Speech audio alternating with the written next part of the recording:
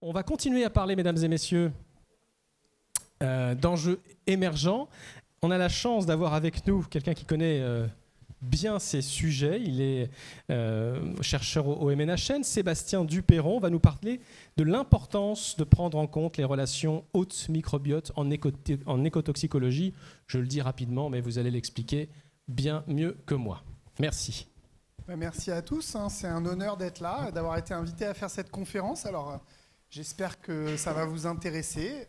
Donc, je suis professeur au Muséum d'Histoire naturelle et en fait, depuis quelques temps, on développe un axe dans lequel l'écotoxicologie rencontre le microbiote associé à des organismes hôtes.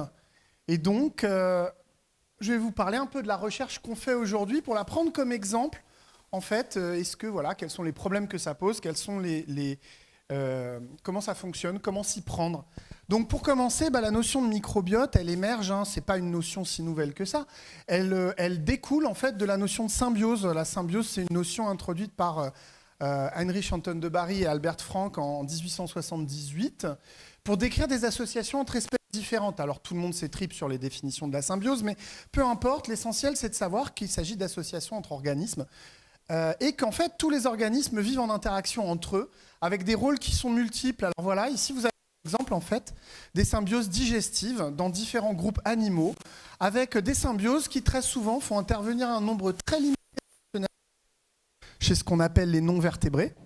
Et puis, de plus en plus de complexité, de plus en plus de biomasse de symbiotes, au fur et à mesure qu'on arrive vers des groupes plus complexes. Et ça va culminer en fait avec les organismes qui thermorégulent. Par exemple, les mammifères, les oiseaux, où là, on va avoir des fortes densités et diversités de symbiotes. Donc, il y a là un gradient de complexité d'association qui nous fait passer des symbioses qu'on connaissait il y a 50 ans, qu'on décrivait il y a 50 ans, où on avait un hôte, une bactérie, au concept de microbiote. Et ce concept de microbiote, en fait, dès le départ, il est un peu compliqué, puisqu'on trouve microbiote ou microbiome. Ce sont deux notions qui, en fait, sont incluses l'une dans l'autre, puisque les microbiomes sont nichés dans les biomes. Le microbiote, en fait, c'est la part microbienne de tout organisme, donc bactéries, archées, champignons, protistes, algues, tout ce que vous voulez. Les virus, on peut les compter dedans si on considère qu'ils sont vivants, et puis sinon, on peut en discuter. Et le microbiome, en fait, c'est le microbiote et le théâtre d'activité, c'est-à-dire l'environnement dans lequel il évolue. En l'occurrence, pour ce dont je vais vous parler aujourd'hui, ça va être des hôtes, avec leur physiologie, leur environnement moléculaire, mais évidemment aussi les composés auxquels ils sont exposés. Et donc ce microbiote, c'est une nouvelle frontière des sciences de la vie. En fait, vraiment, il a pris en importance à partir du moment où on a développé les omics à haut débit qui ont donné accès à toute la complexité des systèmes vivants, complexité qu'on connaissait, qu'on soupçonnait, mais qu'on n'avait pas de moyen d'explorer de manière très efficace.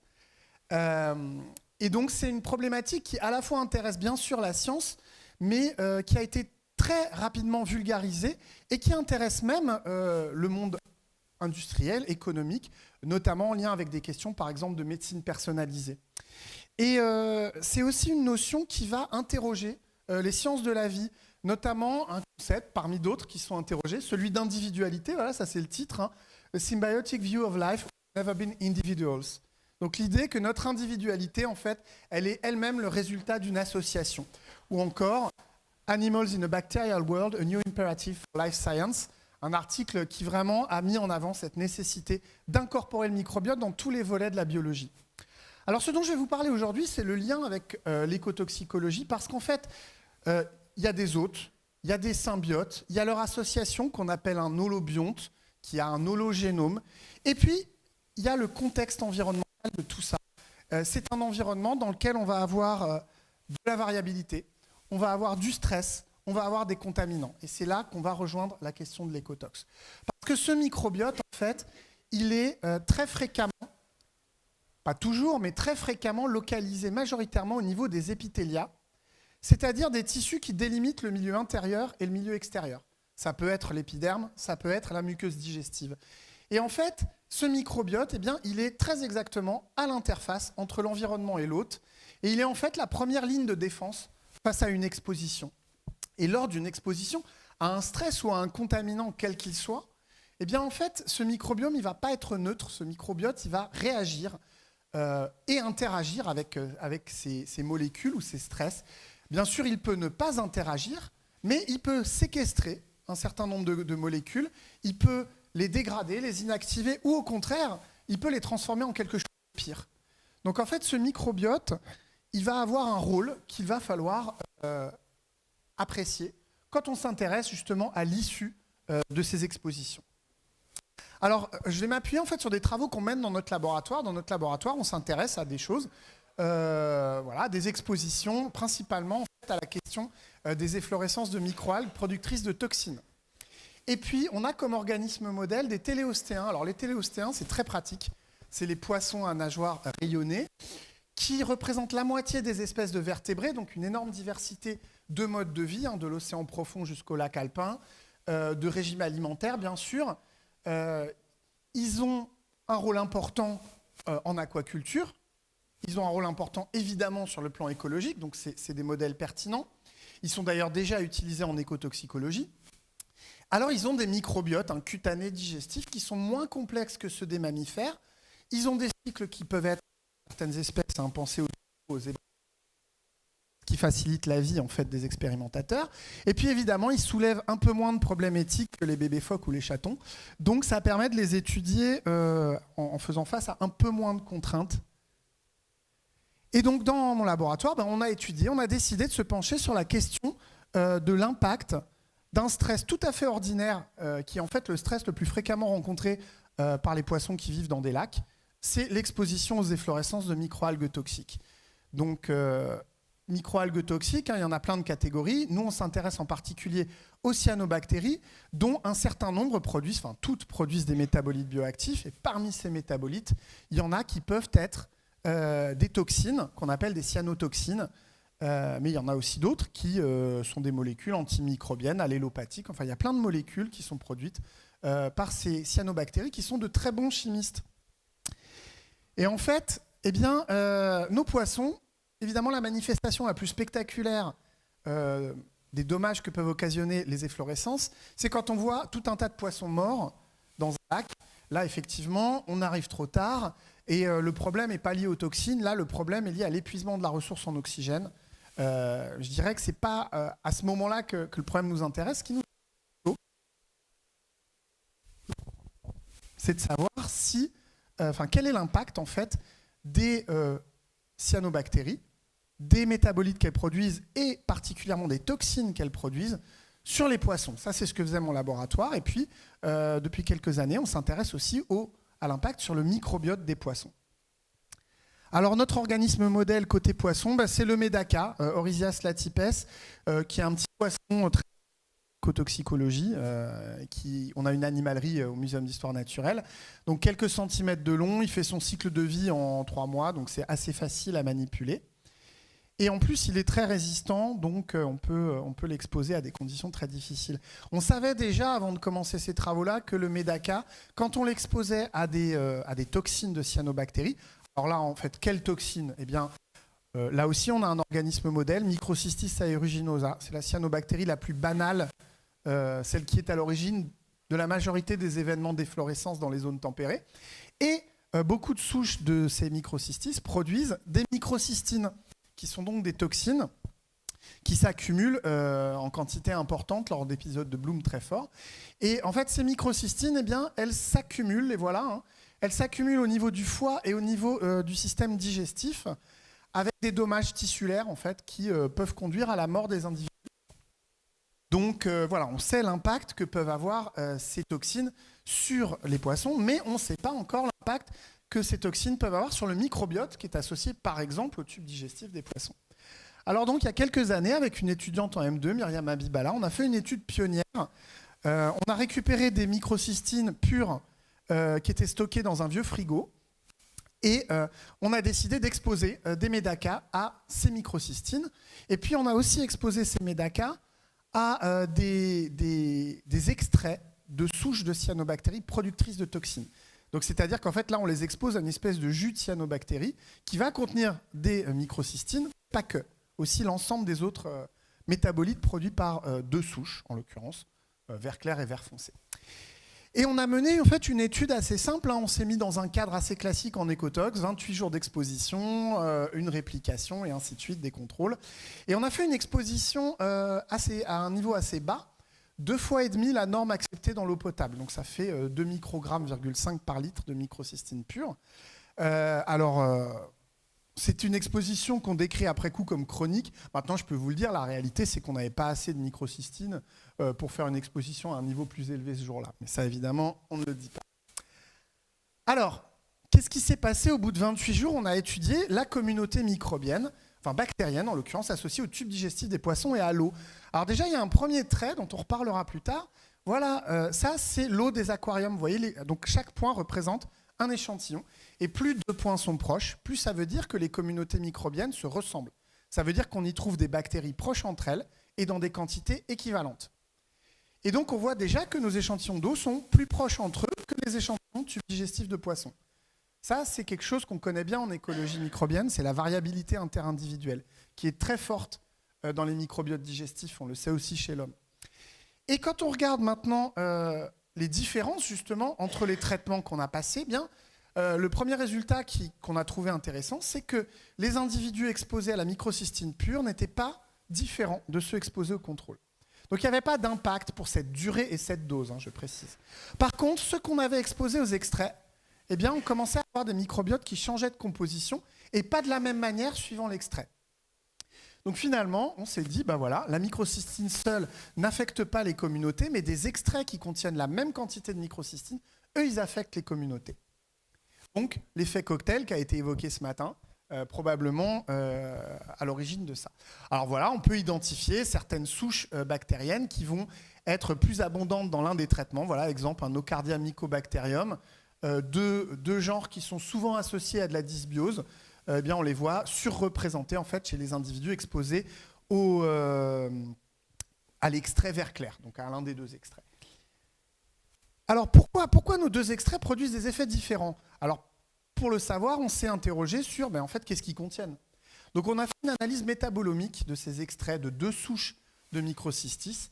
Et voilà le résultat. En gros, les taches vert foncé, voilà, pour vous prendre un exemple, les cyanopeptolines en fait, sont majoritairement produites par un seul sont présentes dans un seul des extraits et pas dans l'autre. Idem pour les aérocyclamides. Il y a d'autres composés qui sont présents dans les deux, comme par exemple les microcystines. Donc on voit bien que ces extraits, même si c'est la même espèce de cyanobactéries, des souches différentes ne produisent pas exactement les mêmes métabolites. Et ces catégories de composés sont des catégories qui sont connues pour avoir des activités antimicrobiennes, alors diversifiées, mais dont on imagine qu'en fait, elles vont influencer sans doute le microbiote digestif des poissons. Donc on a notre preuve de concept, ça a l'air de produire un effet. L'étape suivante, on l'a faite dans le cadre de la thèse d'Alison Gallet. Cette fois-ci, on a simulé non plus une exposition à une microcystine pure ou bien à un extrait, on a allé un peu plus complexe. Cette fois-ci, on a vraiment mis les cellules de cyanobactéries vivantes. Donc l'idée de complexifier un peu le truc. Toujours productrice de toxines, et on a simulé en fait des efflorescences sur une durée de 28 jours à 3 niveaux différents. Donc les niveaux d'efflorescence, on les quantifie souvent en quantité de chlorophylle A. Plus il y en a, plus il y a de cyanobactéries. Donc 1 microgramme par litre, ça c'est une situation normale. 10 microgrammes par litre, c'est le seuil au-delà duquel on commence à parler de bloom. Et 100 microgrammes par litre, c'est un bloom qu'on observe assez communément, plusieurs fois par an, dans beaucoup de lacs. Donc voilà, on a fait 3 conditions et on a suivi d'autres compartiments. Parce qu'en fait, suivre l'eau et les tubes digestifs de poissons, c'est bien, mais il y a d'autres compartiments dans notre système. Il y a notamment la culture qu'on injecte, cette culture de cyanobactéries qui nous sert à mettre vraiment les micro-organismes dans nos aquariums. Il y a aussi des biofilms qui se forment sur nos aquariums, on les oublie, mais ils se forment, donc on les a analysés aussi. Et puis il y a les fécès que les poissons vont rejeter, et ces fécès, ils sont intéressants parce que les bactéries qu'on y trouve, ça peut être des bactéries qui ne sont pas forcément des résidents du tube digestif, mais qui ne font qu'y transiter. Donc ça nous permet de tracer un petit peu l'origine ou la circulation des bactéries dans l'environnement. Et on retrouve le même patron que la première fois. Les échantillons d'eau, les échantillons de fécès de biofilms sont très serrés entre eux, et ceux des poissons sont très étalés. Donc encore une fois, cette variabilité interindividuelle. Alors, au bout de 28 jours, qu'est-ce qui se passe? Ça, c'est des histogrammes qui montrent la composition en bactéries du microbiote digestif. Il faut regarder que les couleurs. Et pour illustrer les différences qu'on observe, eh bien, regardez le jaune. Le jaune, en fait, eh bien, il disparaît quasiment quand on est au niveau d'exposition le plus fort. Et le jaune, c'est une seule bactérie, qui appartient à un genre qui s'appelle ZOR 0006, parce que c'est une bactérie non cultivée. Et on voit que celle-ci s'effondre au niveau le plus élevé d'efflorescence. Plus largement, si on fait vraiment une étude statistique sur la composition complète du microbiote, eh bien, on a des différences significatives avec, là encore, les poissons les plus fortement exposés qui ont les microbiotes les plus divergents. Donc ça évoque une réponse, une dose-réponse, une réponse dose-dépendante. Donc là aussi, quelque chose qui retourne autour de toutes ces questions qu'on se pose couramment en écotox. Alors, ceci dit, on change les microbes, mais qu'est-ce que ça veut dire? Le problème, c'est que le tube digestif, c'est une scène. D'accord? Chacun tient son rôle. Et comme dans une pièce de théâtre, on peut tout à fait jouer la même scène avec d'autres acteurs. Et ça, c'est quelque chose que les écologues microbiens connaissent bien, qui s'appelle la redondance fonctionnelle. C'est pas parce que je remplace un microbe que les fonctions qu'il exerçait sont perdues. Peut-être qu'il y en a un autre qui va le faire à leur place. Donc, il faut aussi se pencher sur les réponses fonctionnelles. Et les réponses fonctionnelles, il y a un moyen très préliminaire, mais finalement avec un haut débit d'analyse qui est intéressant, c'est la métabolomique. La métabolomique, elle consiste à analyser en vrac en fait, des métabolites qu'on extrait d'un système et on obtient une espèce d'empreinte des métabolites qui sont présents et puis on peut comparer ces empreintes entre elles et voir si la composition en métabolites varie d'un échantillon à l'autre. En se disant que ça traduit le fonctionnement du système, c'est les molécules qui sont dedans à l'instant T. Et donc on a fait cette sur les mêmes tubes digestifs de poissons, et même chose, vous voyez, les individus non exposés, ils sont tous là, les individus exposés, ils sont tous là. Et sur le deuxième axe, ici, eh bien, les individus les plus fortement exposés sont plutôt à gauche. Donc là aussi, on a des différences qui sont significatives dans de la réponse fonctionnelle. Donc en fait, eh bien, une fois qu'on a fait ces deux choses-là, on peut ensuite les corréler. On a parlé tout à l'heure de réseaux de co-occurrence. Mais on peut faire des réseaux de co-occurrence entre les bactéries qu'on identifie et les métabolites qu'on identifie. Et puis quand ils varient ensemble, c'est-à-dire que la quantité de l'un varie proportionnellement ou inversement proportionnellement à celle de l'autre, eh bien on va créer un lien entre eux. Alors on ne sait pas, ça veut dire peut-être c'est cette bactérie qui produit le métabolite ou alors le métabolite est un antagoniste, on ne sait pas. D'ailleurs on ne sait même pas ce qu'est le métabolite en question, mais c'est pas grave, ça nous montre que il y a des liens entre les variations du microbiote et les variations fonctionnelles. Une autre réponse de fonction une autre manière de regarder les fonctions, c'est de se pencher sur les génomes. Jusqu'ici, je vous ai montré du barcode. Le barcode, c'est je relève l'identité de tout le monde dans la pièce, mais je ne sais pas ce que vous savez faire.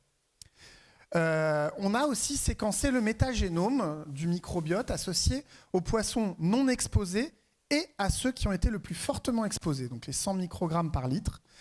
Et on regarde quelles sont les bactéries dont l'abondance varie significativement entre les deux. Et parmi elles, il y a ce petit ZOR 0006 dont je vous parlais. Lui, il s'effondre quand le bloom est élevé. On peut regarder quelles sont ses capacités métaboliques. Ça, c'est une reconstruction. Chaque colonne, c'est un module fonctionnel. Bon, peu importe. On voit déjà que cette bactérie, elle n'a pas pléthore de capacités par rapport à d'autres. Vous voyez, elle a moins de cases foncées. Et parmi les cases qu'elle a, il n'y en a pas beaucoup qui ne sont pas partagées. Toujours cette redondance fonctionnelle. Si vous enlevez cette bactérie, par exemple, cette fonction-là, elle peut être exercée par toutes les autres qui ont du violet dans la colonne. Il y a quelques fonctions. Celle-ci, par exemple, elle n'est présente que chez une autre bactérie. Et par exemple, celle-ci, elle est liée à l'interconversion entre le lactate et le pyruvate dans le tube digestif. Il faut juste savoir que c'est quelque chose dont on sait que c'est très corrélé au problème d'inflammation. Donc voilà. Donc en fait, cette bactérie qui disparaît, elle n'a pas l'air d'avoir des capacités si uniques que ça. Et donc ça nous ramène à notre histoire de redondance fonctionnelle. Quand on analyse les génomes, on n'analyse que le potentiel. Vous, dans la pièce, il y en a plein qui sont musiciens, vous êtes pour autant en train de jouer à l'instant T. Donc c'est pas parce que dans le génome, il y a ces gènes que chacun va les exprimer de la même manière. Donc là, il y a encore un étage de la fusée qu'il faut qu'on explore, c'est l'expression de ces capacités métaboliques. Et pour ça, il faut aller vers de la transcriptomique pour savoir à capacité s'il y en a qui l'expriment et d'autres qui ne l'expriment pas pour des raisons qu'on ne comprend pas. Donc, ces résultats-là, ils ont été publiés il y a 2 semaines. Et ce qui était intéressant, c'est que d'avoir analysé les autres compartiments, en fait, ça nous montre que certaines bactéries sont vraiment liées au tube digestif. Celle-ci, par exemple, on la trouve très fortement abondante dans le tube digestif, mais ni dans les cultures, ni dans l'eau, ni dans les biofilms. Tube digestif, fesses. Notre ZOR 0006, pareil, spécialiste des tubes digestifs. Donc si l'animal le perd, il y a peu de chances qu'il le récupère en se recontaminant de l'environnement. On y reviendra à la fin. Alors, ces problématiques aussi en écotox, on tourne autour de questions de résistance, résilience, de priming. C'est des questions ouvertes dans tous ces sujets-là. Nous, on a fait une expérience pilote assez basique, hein, mais ces animaux-là, ceux qui ont survécu à tous les traitements, on les a transférés dans de l'eau claire. On s'est dit finalement, dans la nature, un bloom, un jour, ça s'arrête, et très brutalement d'ailleurs. Et qu'est-ce qui se passe quand ça s'arrête? Est-ce que les microbiotes reviennent à leur état initial ou pas du tout? Et puis, on a fait une deuxième manip. Et s'il y en a un deuxième derrière un bloom, est-ce qu'il y a un priming? Le fait qu'avoir déjà été exposé à un bloom permettrait d'avoir une réponse différente à un second bloom. Donc on a mené 2 petites expériences comme ça. Et je vais passer très rapidement sur les résultats. Mais en gros, quand on remet les poissons dans l'eau claire, eh bien on voit le jaune, pour la faire simple, remonter. Et en fait, on voit que la composition des microbiotes, au bout de 3 jours, elle commence à ressembler à celle des individus non exposés. Celle des T0. Donc l'idée est que la composition du microbiote retourne vers son état initial, donc la résilience rapide, une bonne nouvelle. Par contre, il n'y a pas d'effet de priming, le deuxième bloom provoque le même effet que le premier. Alors c'est vraiment très préliminaire à ce stade-là parce qu'on n'a pas beaucoup de réplicas, mais ça nous donne déjà des indications. Et puis comme on s'est dit, tiens, en fait, après le bloom, on a fait 28 jours, on a changé l'eau des poissons, entretenu plein de trucs, on a passé beaucoup de temps, mais en fait, on a l'impression que tout s'est passé au tout début. Les changements de microbiote.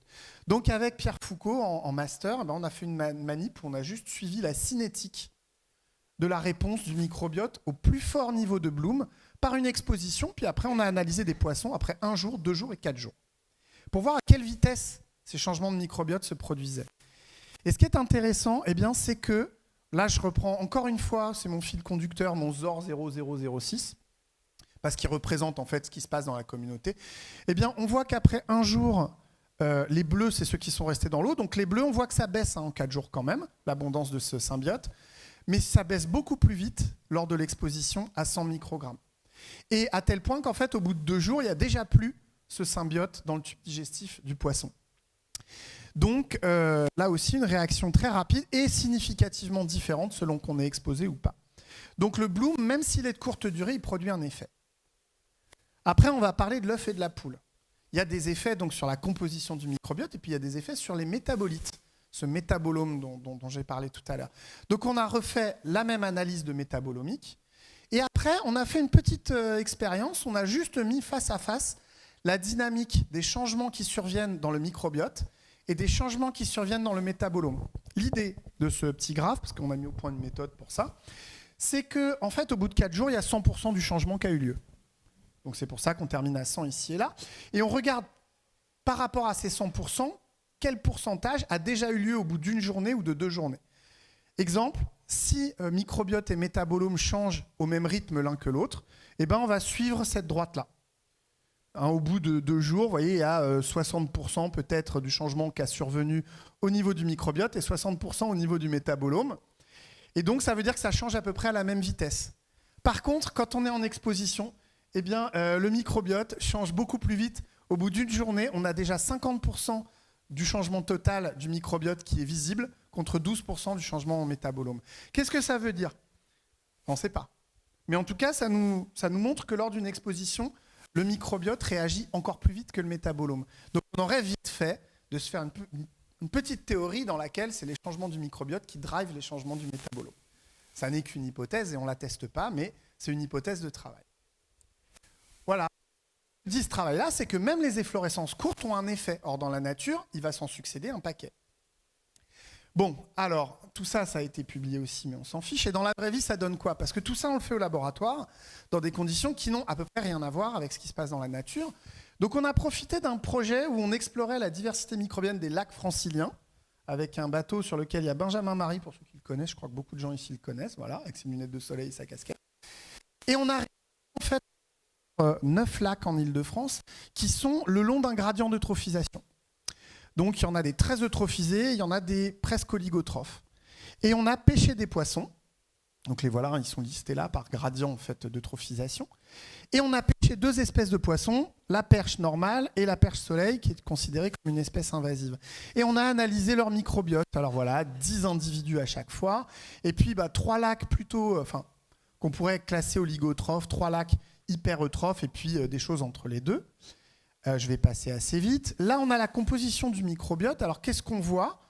Eh bien, les lacs qui sont verts ici, c'est les plus eutrophisés. Donc, on a les 2 espèces, la perche soleil et la perche.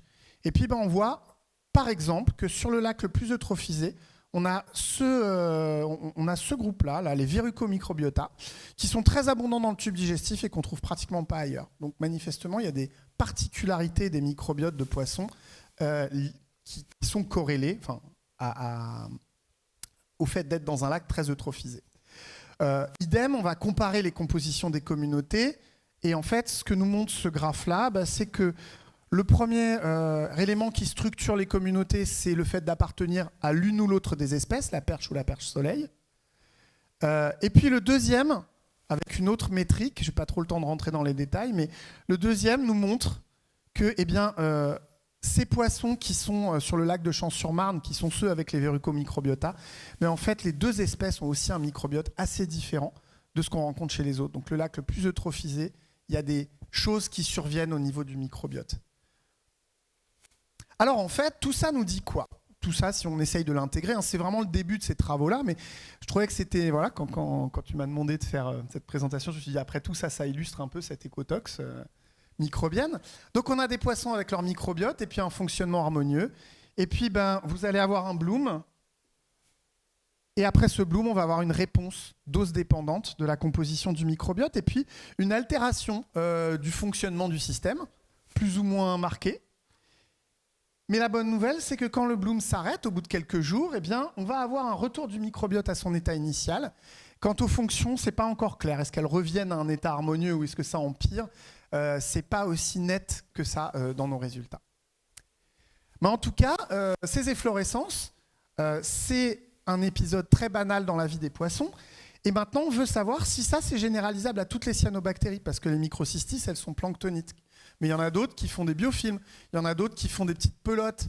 Et donc, les poissons peuvent avoir un comportement totalement différent vis-à-vis de différentes formes de cyanobactéries. Donc ça, c'est ce qu'on voudrait travailler dans les années qui viennent. Et puis surtout, en fait, on sait que dans la nature, ces épisodes se répètent. Et si à chaque fois, vous perdez un symbiote et qui peine à revenir, au 5-6e bloom, peut-être que vous l'aurez perdu définitivement.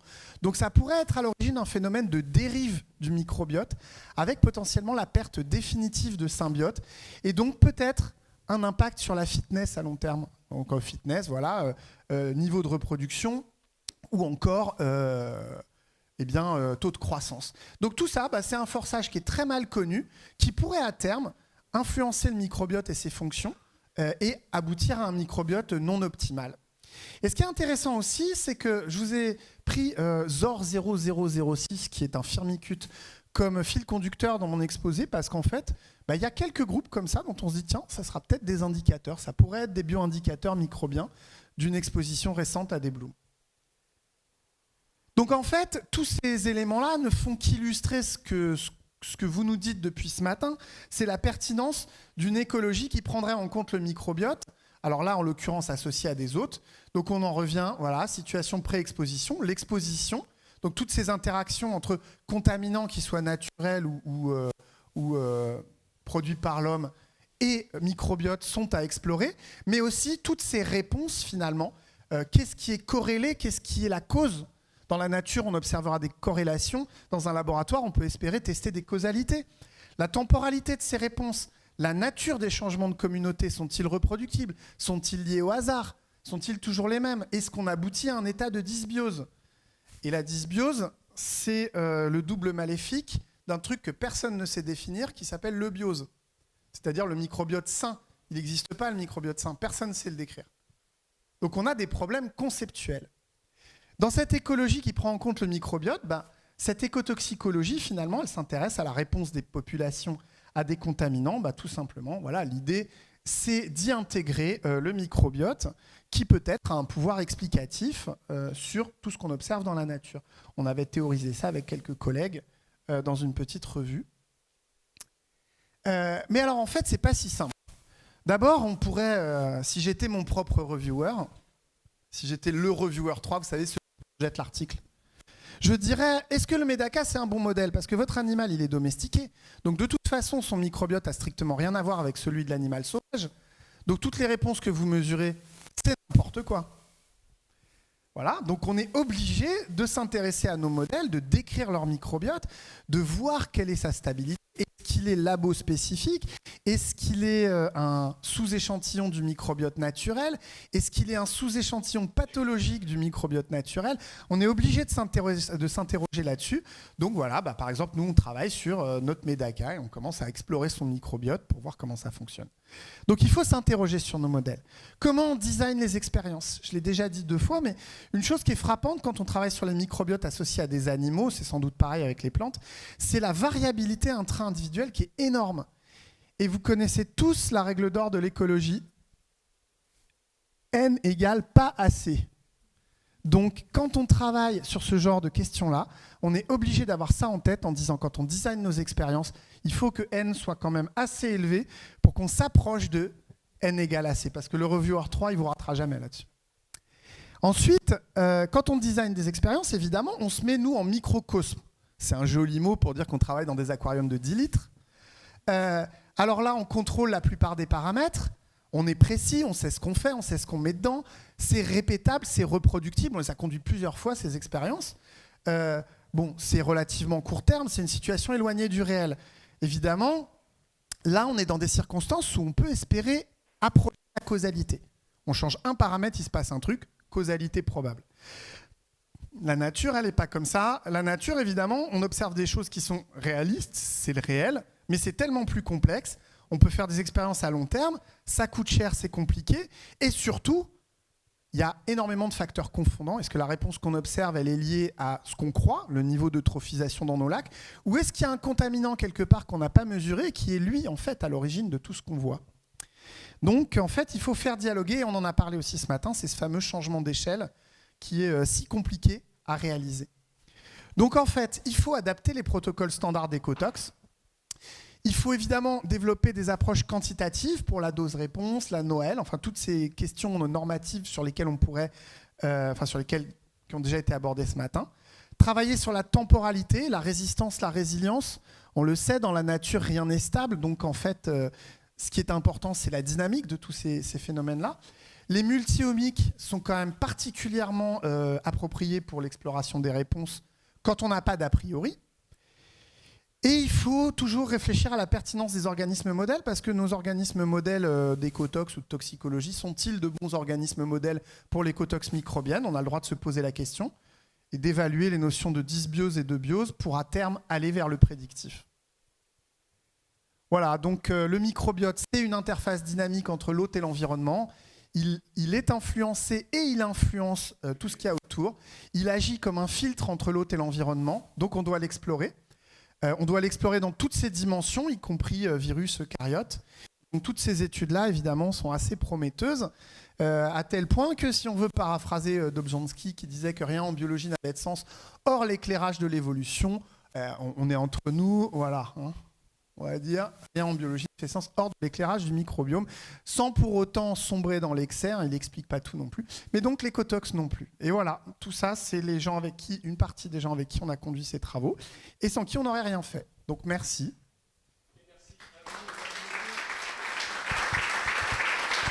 Merci 1000 fois Sébastien Duperron pour cette présentation, c'était hyper intéressant, vous avez réussi à tenir les délais. Ah bon oui, bravo, c'est une performance en soi, et l'interview, la présentation toujours relancée, bravo. Et puis j'aime bien quand un chercheur, une chercheuse n'oublie pas les doctorantes et les doctorants qui permettent cette recherche. J'ai bien aimé les petites photos d'identité avec les noms à chaque fois pour leur faire un petit big up, c'est hyper précieux. Tout ça, tout ce que vous avez évoqué, c'est des sujets qui sont éminemment pluridisciplinaires. Est-ce que parfois l'approche pluridisciplinaire que vous défendez, que vous réalisez, que vous menez, se heurte à des différences de sémantique, à des différences de vocabulaire d'une discipline à une autre? Est-ce que c'est avancer sur un sujet comme celui du microbiote? Il y a des différences de vocabulaire et puis il y a des différences de culture, de discipline, on en a parlé ce matin. C'est vrai que quelqu'un qui fait, quelqu'un qui a... Les travaux qui avaient été faits jusque-là sur ces poissons, c'était des travaux d'écotope dans notre labo. Et effectivement, la question d'y introduire le microbiote, il fallait le faire en ayant conscience des limites que j'évoque à la fin, c'est-à-dire que c'est la microbio environnementale, c'est compliqué parce qu'on ne contrôle pas tout. Et ça, parfois, quand vous avez affaire à des spécialistes du poisson lui-même, ils ont du mal à vous suivre dans ce discours-là. Par exemple, un exemple très rigolo, la dissection des poissons. Comment ça, on stérilise tout à chaque fois ? Oui, on stérilise tout à chaque fois. Parfois, on n'a pas forcément toujours les mêmes réflexes dans les disciplines.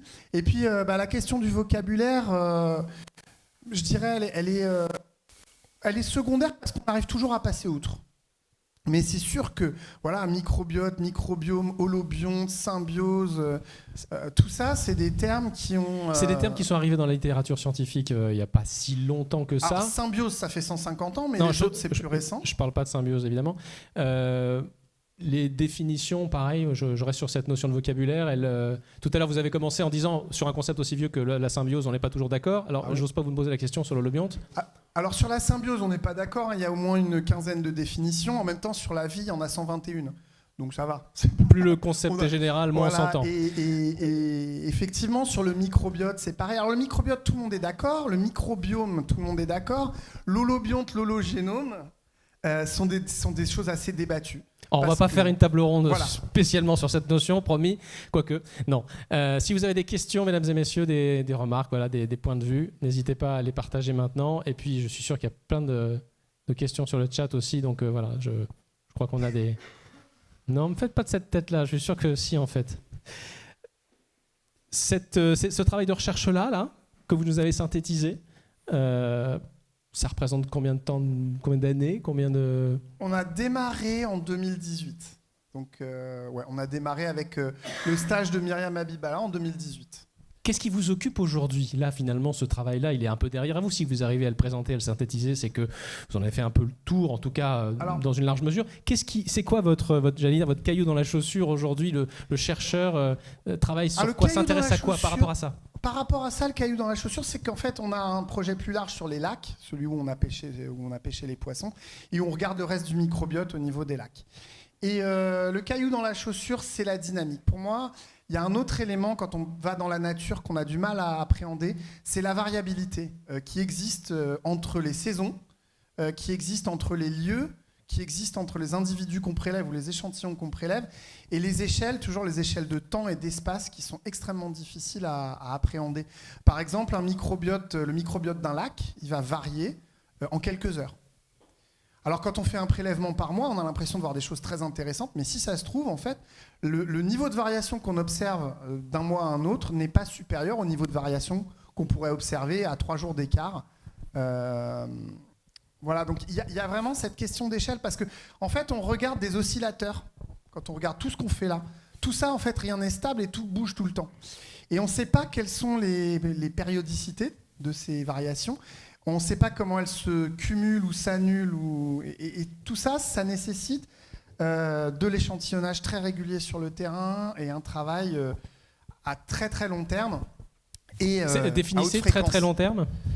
Un échantillonnage à haute fréquence, par exemple. Je prends un exemple. La station marine de Banyuls, ils ont une bouée qui échantillonne de l'eau de mer 2 fois par jour. Non, je ne sais plus si j'y ai Une fois par semaine, c'est ça ? Une fois par semaine depuis 10 ans, 15 ans. Plus même 20 ans. Enfin, c'est des choses qui sont... À mon avis, quand on voudra aller plus loin sur ces questions-là et savoir ce qui se passe vraiment dans la nature, il faudra aller vers ces systèmes-là. Alors justement, à propos de système, c'est intéressant que vous faites la transition avec la question que j'allais vous poser ensuite. Est-ce que ce continent qui s'offre à la recherche scientifique pour l'explorer, est-ce que vous avez les bons outils ? Est-ce que vous réfléchissez à... Est-ce qu'il y a des nouveaux outils, de nouvelles techniques qui apparaissent, qui n'existaient tout simplement pas il y a 5 ou 10 ans, qui permettent de regarder les choses de manière plus fine, plus granulaire ? Alors, on a eu une discussion avec Francis il y a quelques minutes où on était d'accord pour dire que l'écologie microbienne était une science qui est drivée par ces techniques. C'est-à-dire qu'en C'est fait, pas la seule, cela c'est dit. pas la seule, et c'est pas une mauvaise chose en soi, hein. Mais c'est vrai que beaucoup de ce qui se passe, beaucoup de ce qui se passe en écologie microbienne découle des méthodologies, et après on trouve des patrons, des patterns, et après on va vers du conceptuel, mais ça va plutôt dans ce sens-là. Donc oui, il y a énormément. Enfin, la démocratisation du séquençage à haut débit, elle a tout changé. Et puis les autres omics, la métabolomique, c'est dans le fond assez facile à faire, et on a tout de suite une image du fonctionnement. Par contre, là où c'est compliqué, c'est qu'on a tendance à pas toujours très bien intercalibrer les méthodes. Par exemple, si je veux analyser un métabolome et des gènes, est-ce que je pars d'un seul échantillon et je fais les deux dessus, ou est-ce que je suis obligé d'avoir 2 échantillons que j'ai pris à 1 minute d'intervalle, ce qui veut dire que je regarde plus la même chose? Il y a des questions, des petites choses comme ça qu'on laisse un peu sous le boisseau parfois. Du coup, je vais prendre la parole pour aller encore un peu plus loin sur ces aspects fonctionnels, puisque Aurélie ce matin, elle a parlé, Aurélie et Jennifer ont parlé toutes les deux de ces questions de changement d'échelle. Donc quand on est dans l'écosystème, on se pose toujours la question finalement, les impacts qu'on observe sur nos communautés, quelles répercussions elles ont à l'échelle des écosystèmes. Donc on voit bien les différentes échelles que tu as montrées, tu arrives à avoir des changements de diversité. Après, tu arrives à imaginer les conséquences que ça peut avoir d'un point de vue fonctionnel. Tu parlais éventuellement d'aller sur la transcriptomique, métabolomique, mais est-ce qu'après, derrière, tu as des pistes ou est-ce qu'il y a des évolutions méthodologiques qui vont vous permettre d'aller jusqu'aux répercussions sur le poisson lui-même, sa physiologie, est-ce qu'il y a des choses que vous arrivez à relier? Alors l'idée qu'on a, en fait, il y a tout un tas de réponses qu'on peut mesurer chez les poissons, des niveaux de stress à travers certaines hormones, de la mobilité aussi, on peut les filmer, voire on avait constaté quand ils étaient très fortement exposés, ils avaient tendance à avoir un comportement différent. Alors on le voyait avec nos yeux, mais on ne l'a pas mesuré, on n'était pas outillés pour ça. Il y a ce genre de choses qu'on peut faire, et puis dans la suite on aimerait bien justement aller sur puisqu'un poisson, certaines espèces vivent quand même assez longtemps, donc quand elles subissent de manière récurrente des blooms, finalement, est-ce que celles qui sont régulièrement exposées aux blooms vont avoir une croissance plus lente ou plus rapide, pourquoi pas après tout, et est-ce qu'ils vont être plus souvent malades, est-ce qu'ils vont avoir une plus mauvaise reproduction? Donc vraiment aller vers ces questions de est-ce que ça aboutit à un problème de fitness? Parce que c'est quand même, si on prend le prisme poisson, c'est un peu ça qui va nous intéresser, quoi. C'est quel est l'impact? Est-ce que c'est grave en fait? Il se passe des trucs, mais est-ce que c'est grave? Après, qu'est-ce que c'est grave? Ça veut dire quoi grave scientifiquement parlant? Pardon. Merci Sébastien, c'était passionnant. J'ai bien aimé ZOR 006 comme fil conducteur, ça m'a rappelé Mimi la bactérie ce matin. Oui, c'est vrai. Et je voulais savoir s'il n'y avait pas ZOR 007 qui, lui, apparaîtrait suite à l'exposition. Parce que là, et qui aurait un permis de tuer.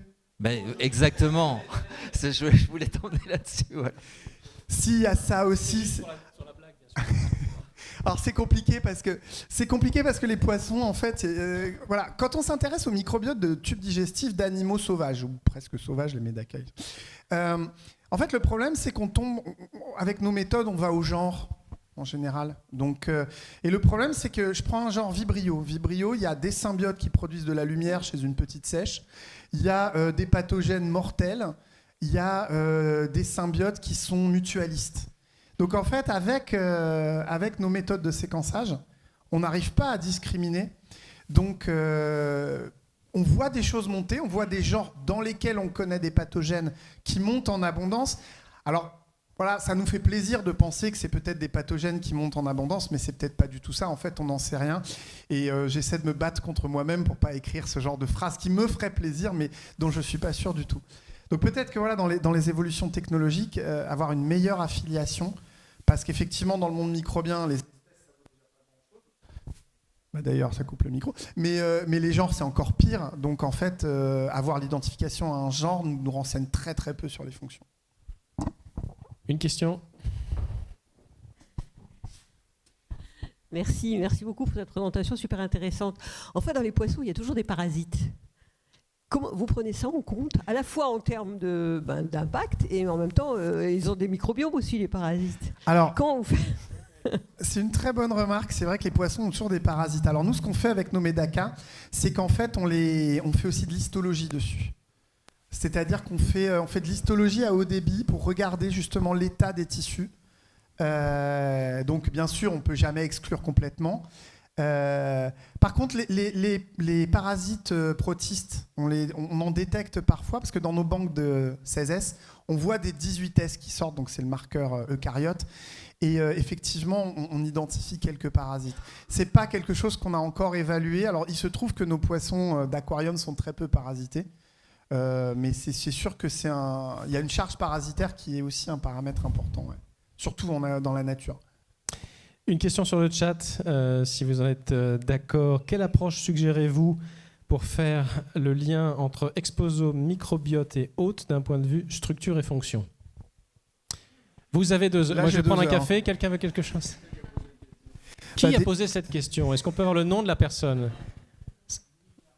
Comment? Louis-Carl. On peut l'appeler, peut-être il est chez lui tout seul. Il n'est pas bien, peut-être, je sais pas. Ou alors, il veut démarrer une thèse. Eh ben, chiche. C'est fait déjà. Ah, vous le connaissez, d'accord. Alors déjà, ouais, l'exposome, c'est une notion très importante, mais c'est comme le microbiome, c'est compliqué à définir. C'est quoi un exposome? Qu'est-ce qui est dedans, qu'est-ce qui n'est pas dedans? Alors, oui, allez-y. Oui. Et effectivement, moi, je suis persuadé qu'il y a les études. Alors, il m'est arrivé d'avoir des retours de reviewers m'expliquant que ce que je vous ai montré là, c'est pas de l'écologie microbienne, parce que ça se passe pas dans la nature. Voilà, donc c'est le type de commentaire reviewer 3 qui m'est arrivé de recevoir. Moi, je reste persuadé que quand on veut faire de la causalité, à un moment donné, on est obligé d'être réductionniste. Donc on est obligé de finir avec 30 poissons dans un aquarium et des conditions contrôlées. Et je ne vois pas comment dépasser ça.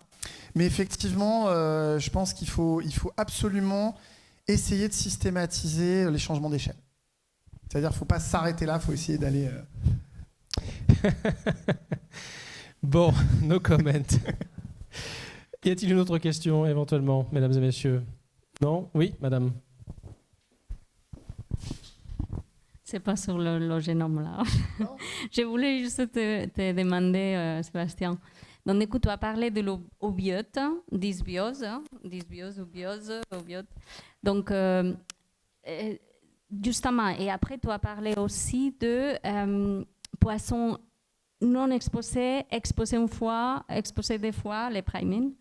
Mais en fait, comment tu sais qu'ils ne sont pas exposés? C'est des aquariums, vous les élevez, c'est ça? Oui, c'est des aquariums. Donc on les transfère, on les change d'aquarium et surtout dans nos aquariums, on dose la chlorophylle et la microcystine tout le temps. D'accord. tout le temps. Donc c'est des poissons que vous avez élevés dès le début, elles Oui, n'ont jamais été exposées. Ils naissent chez nous en fait. Parce que ça, c'est une autre chose aussi. Dans la nature, on ne peut pas faire ça.